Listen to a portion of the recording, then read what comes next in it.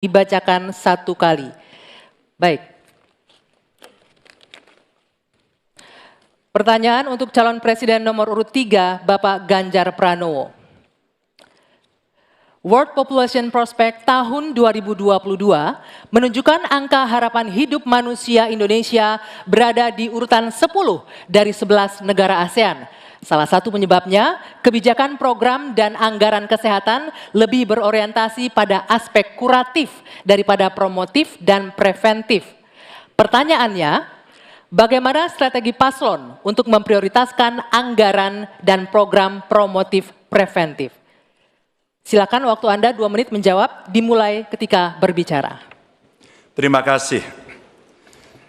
Kalau tadi dalam pembukaan saya sampaikan mesti preventif dan promotif mesti diwujudkan dalam bentuk kepengetahuan kita terhadap kesehatan minimal untuk kita sendiri. Berolahraga, makan sehat, hidup bersih sehat, saya kira itu yang paling baik. Maka pada tahap berikutnya barulah kemudian kita memberikan fasilitas kesehatan sampai ke desa-desa seperti tadi saya sampaikan, 1 desa, 1 vaskes, 1 nakes. Hanya memang ketika undang-undang sebelumnya mengatur bahwa ada prosentase dari anggaran untuk kesehatan mesti diberikan, terpotong kemarin. Rasanya ini mesti dikembalikan. Angka 5-10% menjadi angka yang bisa memastikan dalam politik kesehatan kita, layanan itu akan jauh bisa lebih baik. Namun ingat, kalau kita bicara angka harapan hidup, maka terhadap mereka mesti mendapatkan layanan kesehatan baik, mereka mesti mendapatkan hiburan yang baik, budayawan juga bisa membantu mereka untuk bisa membahagiakan mereka. Maka pada saat itu, ternyata ada juga keinginan dari masyarakat, kami juga perlu mendapatkan layanan yang baik. Maka kalau kemudian kami bisa mendapatkan layanan baik, maka kami merasa nyaman, kami senang, dan hidup kami akan lebih panjang. Maka peran posyandu, peran dasawisma, peran kelurahan, RT, itu menjadi kekuatan yang luar biasa. Di samping tentu saja, pemerintah akan mendampingi dalam setiap kebijakan yang ada.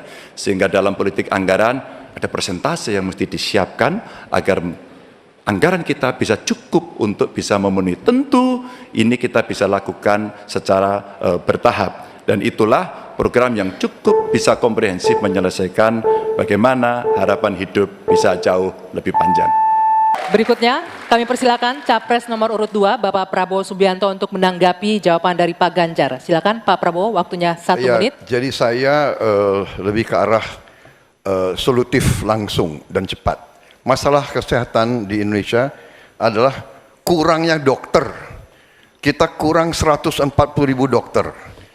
Itu utama. Bayangkan kalau ada yang kena stroke atau serangan jantung, 2 sebab yang paling besar kematian, di beberapa kabupaten tidak ada spesialis jantung atau spesialis stroke. 2, tidak ada perlengkapan yang memadai. CT scan, PET scan, jarang ada di kabupaten.